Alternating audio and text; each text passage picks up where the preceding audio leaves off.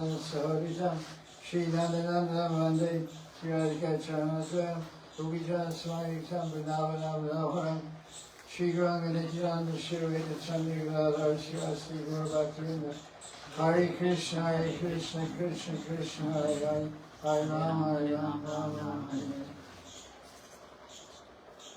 So this is Sunday Satsang, January 18th, Moni Amavasya. In Magmina, Prayagraj, what's the English name? Prayagraj, Allahabad. That's not English, that's Mughal. Yeah. Prayagraj, yeah, the original name is Prayagraj. So Snan starts today, Amavasya Snan. So we mentally can take a Snan in the Triveni, where the Ganga meets the Saraswati and Yamuna. In Prayagraj, the king of all holy places, after Vrindavan. Radharani is the queen. So this is Bhakti Sandarbha, continuing, part 185.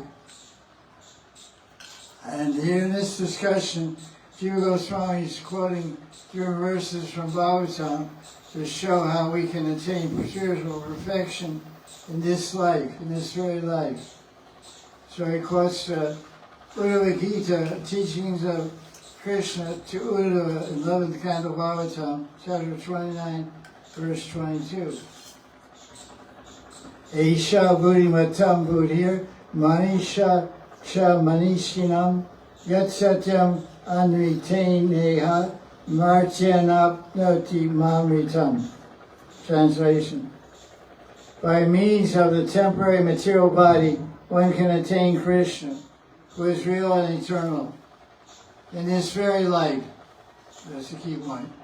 Indeed, the intelligence of the intelligent, this is the intelligence of the intelligent, the wisdom of the wise.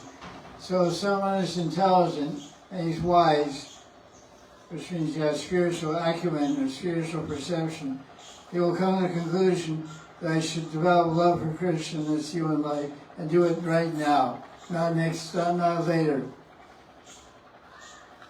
Like right now, immediately in this life. And this is the point that is being made, that Bhakti is so powerful that you can attain perfection in one life. And this is the point that is being discussed here, attaining Krishna in this life. So then he quotes the commentary by Sri Jiva Goswami on this verse, 11:29-22. The word, what's the sentence? Alright, so I'm saying, the word here, iha, means in this very life. Krishna points out that by this human body, which is temporary, we can attain Krishna, who is Satyam and Amritam, in this very life. So then Jiva goes, so someone might say, who's done that? Are there any examples of someone who's attained Krishna in this very life? So then Jiva Goswami cites the example of some famous devotees. King Harishchandra, King Ranti Dev, the sage called Mudgala, King Shivi, King Bali Maharaj from 8th Canto Bhagavatam. He attained perfection one life. The hunter, the pigeon, and many others attain eternal destination by means of a temporary body. So the idea of this Psalm 85, Jiva Goswami is trying to encourage us not to be slow, not to be lazy, not to be hopeless, but to be enthusiastic that this human body is perfectly arranged to give us perfection in spiritual life, in this very life. Okay, so this interesting point in Satyaran's commentary, Satyaran Das Babaji commentary. This the conclusion. 11th canto is called Uddhava Gita. How many chapters are Uddhava Gita? How many? Take a guess. 28, 30. No, the actual teachings of Krishna in Uddhava Gita, because the beginning chapters are the Navyogendras. So Krishna starts speaking to Uddhava for 23 chapters. So this is the last instruction, chapter 29, verse 22. So what is Krishna telling us? Usually the last thing someone tells someone is most important. My final word, my last will and testament. So where do we get this teaching from Krishna? Prabhasa Kshetra in Gujarat, on the ocean side by Dwarka. Krishna was going to leave his body behind, or go, or whatever. You know, he left one body, but his eternal body went to eternal spiritual world. And so he wanted Uddhava to go across India and go to the Himalayas to Badrinath ashram, to the Badrik ashram, and enlighten all the sages and rishis there with his final teaching. So his final teaching of this verse, 11th chapter 29, 22, is full of hope and encouragement. He said, in this very life, Krishna makes a point. So Bhagavan, who is the goal of our bhakti, the goal of our practice, he's saying you can do it in this life. So what's keeping us? Why we aren't seeing Krishna? Why we aren't realizing Krishna? So we see what the commentary, how Sadhana describes it. This is the concluding message of Krishna. After 23 chapters, he finally says, you can do it. This temporary body, which is asatyam, you can attain satyam, and it's amrita, it's mrita, it's mortal, you can become amrita, you become eternal flow of nectar. Krishna alone is the one and only real and eternal, and he can be attained by the means of the temporary material body, only by bhakti and not by any other means. Krishna advocates the practice of bhakti for all human beings. So then intelligence, because buddhi is mentioned in this verse, intelligence is not measured to the extent of how much money one has collected, or how much power one wields, or how much worldly knowledge one possesses, or how popular one's family or social prestige or position is. That's all material. Real intelligence means, what is the true function of intelligence? What's the answer? To comprehend one's own foolishness. Yeah, that's one way funny way of saying the truth, yeah. The true function of buddhi is vivek. Vivek means discrimination, discernment, to distinguish between the eternal and the temporary, soul and body, Maya and spirituality. Material world and spiritual world, that's the successful use of intelligence. So, he goes on. The person who is firmly resolved to practice bhakti is the most intelligent individual. So everyone, lift your chin up. You guys are really smart. You're the most intelligent people in the world. Even if you didn't go to college or don't have a degree. But from Krishna's viewpoint, you guys are smart. Buddhi matam. Because we're trying to attain the eternal reality, which is transcendental, eternal, blissful, Bhagavan. So that's that for that on shade. Let's see what else we have here. Skip ahead here. As I said, we're focusing on key points. A lot of things are the same point told over and over again. So I kind of skip all the intermediaries.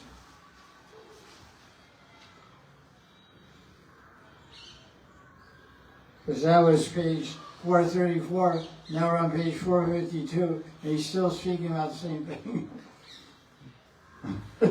Without bhakti alone, in one life you can attain perfection.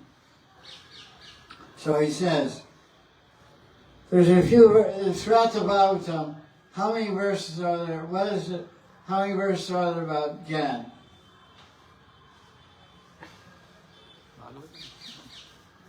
Yeah, there's a verse about karma and gyan and Maharaj don't know everything. No. You ever read it? You just read Krishna Lila all the time. You guys are hopeless. Just all 24 hours a day absorbing Krishna Lila every time. God, wake up, guys. Is it 1/3? Now let's see what it says here. With the exception of a few verses about gyan, the whole Bhagavatam, Sri Jiva Goswami is glorifying and recommending bhakti alone to the king. So apparently there's only intermittent verses about gyan yoga, or karma yoga, or ashtanga yoga, varnashram dharma, etc. 7th canto especially. Okay, let's go on here. Next few pages down the line.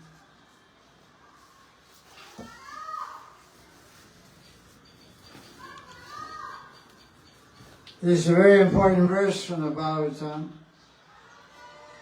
12th canto, 12th chapter, verse 52.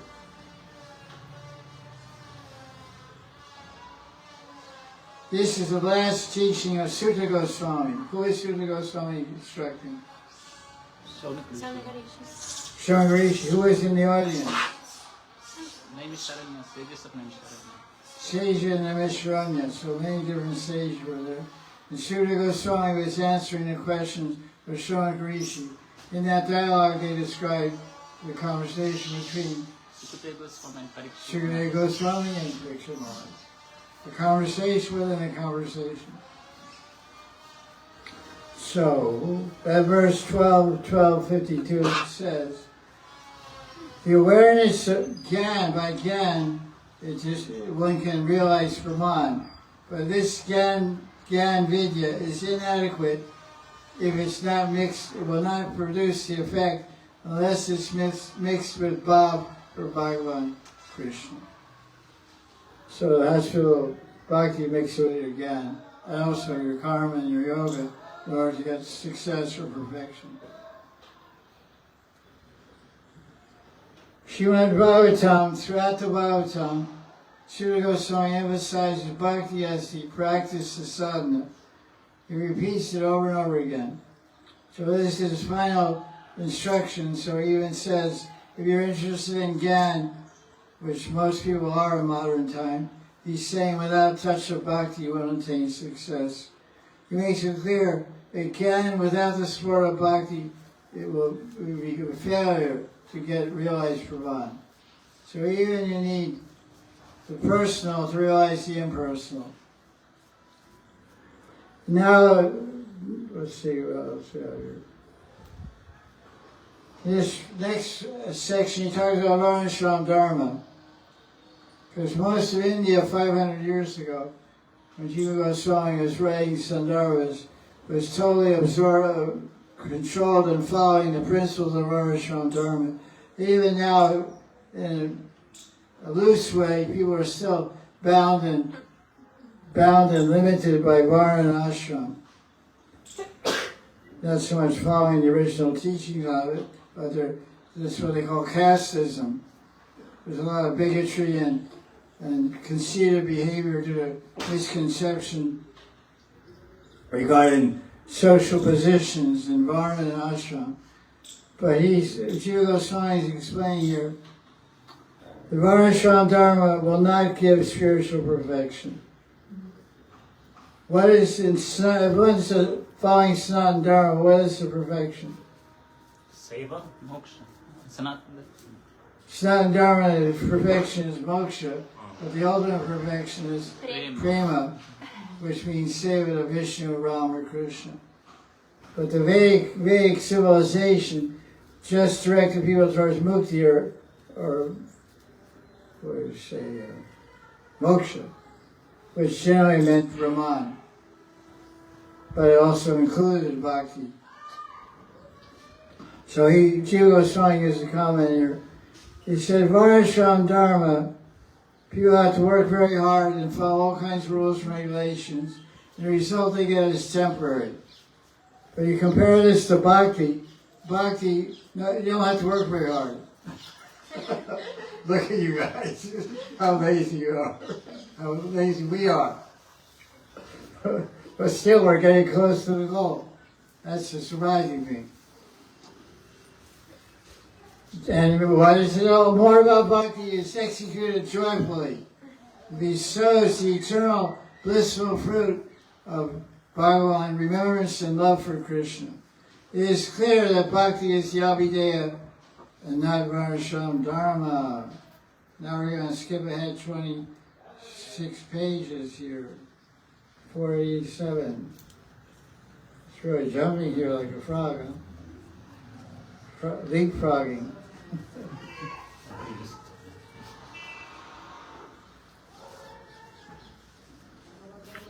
The purpose of Varnashram Dharma is devotion to Krishna. That's a new one. According to Jiva Goswami. Most people think Varnashram Dharma is for Dharma, art, calm. No, forget it. Most people have an idea of Varnashram Dharma for worshipping some devata or some devi to get money and to enjoy. That's it.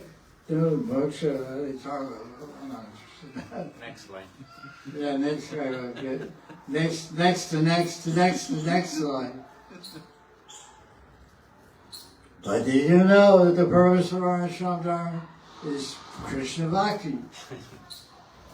It is a social system designed to lead all the members on the path of Bhakti. A doubt may be raised in this regard.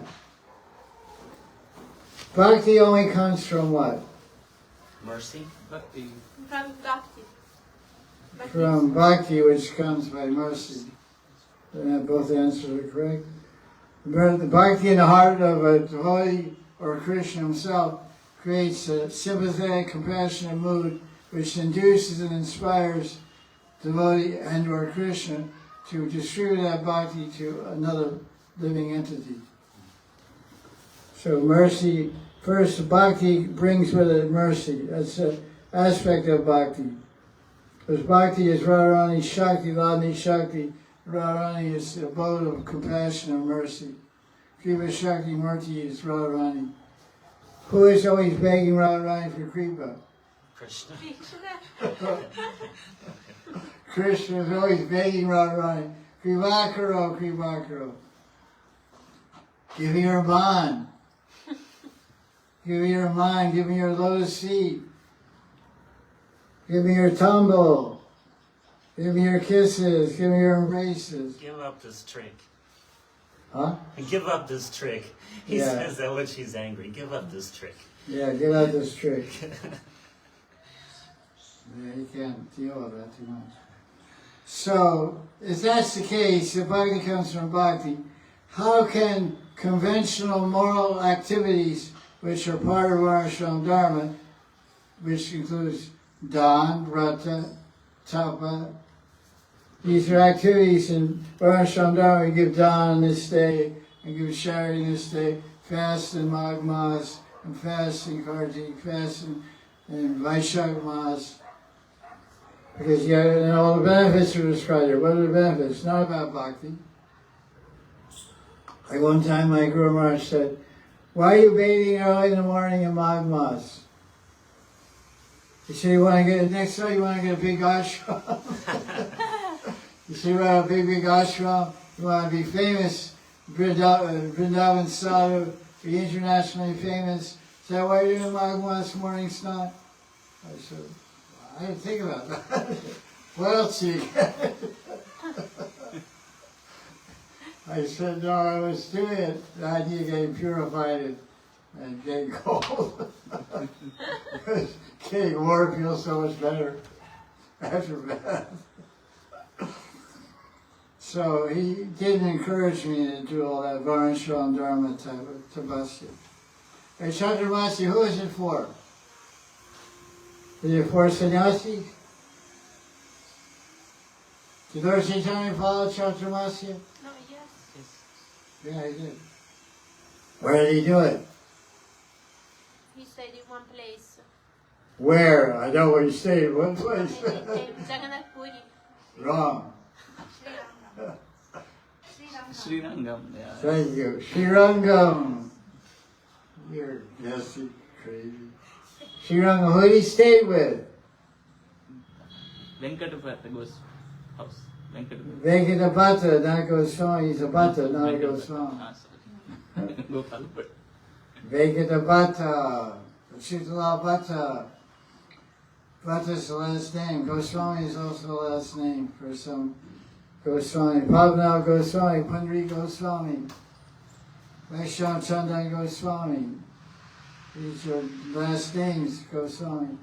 So he stayed with Gopal Bhatta's father for 4 months because he was a strict Brahmin and he was a Grihastha. So Chaturmasya is meant for Grihasthas. So Varnashram Dharma is basically meant for Grihasthas, which means 99% of the civilization. So they have to do Dan and Brata and Tapa. But Vairagis and Sadhus and same people, they don't have to do any Dan, Brata, or Tapa. What do they have to do? Bhakti, bhajan. Bhakti Bhajan. Hearing, chanting, and remembering Krishna, taking Mahaprasad. That's not Brata, that's not Tapa, that's Bhakti, pure Bhakti. So he's saying, back to the question, Bhakti, only Bhakti creates Bhakti. How does Varnashram Dharma, which is all these activities of Dan, Brata, and Tapa, giving charity and performing austerities and following particular vows and fasting vows, how will they give rise to Bhakti? Disappointment. That's an interesting answer. That's really intelligent answer. I like your analysis. You're going to say that also, it's true. But now here's the answer. Jiva Goswami says in the Sanatana number 95, says, there's 2 ways to practice Varnashram Dharma. One, independent of Krishna, not in connection with Krishna. Another one, you're doing whatever you're doing in Varnashram Dharma to satisfy Krishna, Haritosha, to please Krishna. So if you're doing your Varnashram Dharma activities to please Krishna, like you're supposed to, like it says it's Kartik month, you should offer a ghee lamp. So you're offering, if you're in Varnashram Dharma, you offer a ghee lamp to Shiva or Durga, or Ganapati. But if you want to please Krishna, you offer a ghee lamp to Krishna. Go to the temple and offer Krishna, or go to Durga temple and offer to Devi. That means you're a strict follower of Varnashram Dharma. You're following the Shastra. So in Kartik, the thing to do is offer ghee lamps to Bhagavan, or to the Supreme. So you see a Supreme as Devi, you go to the local Durga temple and light all kinds of lamps. But that's not going to give you bhakti. But you're following Varnashram Dharma, but you think, I think I'll go offer my lamp to Krishna. Somebody may suggest that to you. And by doing that limb of bhakti, which is called archan, which is what limb of bhakti? What number? What number? I said archan, so what limb of bhakti said archan? 5. 5. 5th one. Hearing, chanting, remembering, serving the feet, and doing puja. Archan. Thakurji Archan. So if you carry out Varnashram Dharma duties for the satisfaction of Krishna, Vishnu, or Ram, if you conduct it with this intention, then by a grace of devotee, these acts will give a rise to a taste for hearing about Krishna. As you hear about Krishna, this will induce or impel or inspire the performer to take up pure bhakti. Only this type of Varnashram practice is truly praiseworthy. That's a very nice point that Jiva Goswami makes. So let's see what else we have. Oh. He's making fun of me. He said, you're saying, come on, guy, don't block. I'm trying to preach the philosophy. He said, the crows are saying, you're just saying,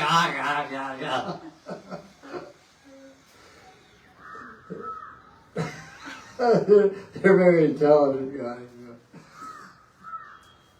I really know how to put a guy down now. Okay, this is a good explanation. So we're studying these Sandarbhas, so why? So Jiva Goswami, Satyananda Babaji, in his commentary on Anushade 92, he explains about the purpose of Sri Jiva Goswami's Bhakti Sandarbhas. There's 3 topics in the Sandarbhas. What are they? Sambandha Abhideya Prayojan. Sambandha Videya Prayojan. Establishing what is the relationship between the Jiva and the Absolute Truth. And second point is that's called Sambandha. Abhideya means what is the way and the means and to attain that absolute reality, to realize it, to experience it. And the final thing is Prayojan, which means the experience of the level of perfection, or siddhi, or prema. So, the first books, Tattva Sandarbha, Bhagavad Sandarbha, Paramatma Sandarbha, Krishna Sandarbha, they all explain Sambandha. And Bhakti Sandarbha explains Abhideya. And Priti Sandarbha explains Prayojan. So Jiva Goswami has described in his Sandarbhas the major discussions between different teachers and students in the Bhagavatam to objectively ascertain and discover the practice of bhakti. The conclusion that he's made is that all the major teachers and famous sages within the Puranic tradition recommend bhakti as the Abhideya. That's pretty decisive conclusion. 12 cantos of Bhagavatam, 18,000 verses, so many gurus and teachers there. For example, name some. Vyasadeva, Shukadeva Goswami, Narada Muni, Krishna, Uddhava, Maitreya, Vidura, Navayogendras, Sonakarishi, Sutta Goswami, Shiva, Brahma, Kunti. Kunti, yes, Kunti, thank you. Lord. The bee. Vrishabhadev, Prahlad Maharaj, Mahajan, just go through the name of Mahajan. Yamaraj. Well, we already said Maitreya, Madhura, we said it already. Who else? Lalita. No, she taught through the swan, right? Hamsa, that's stretchy. Okay. Hans Avatar, 11th canto. Hans Bhagavan. Read Rasa Vichara, makes you a Tattva Vichara. Okay, can't keep a good Rasa down. I don't want to either. Okay, so that's the idea. Okay.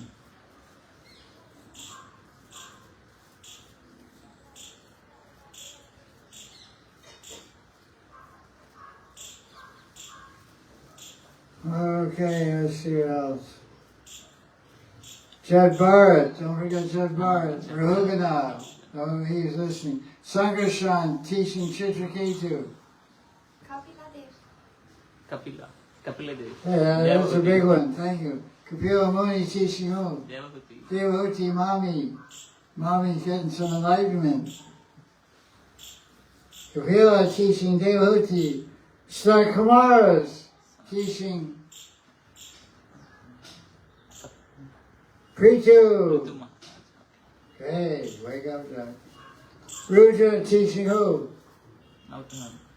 Prasetas.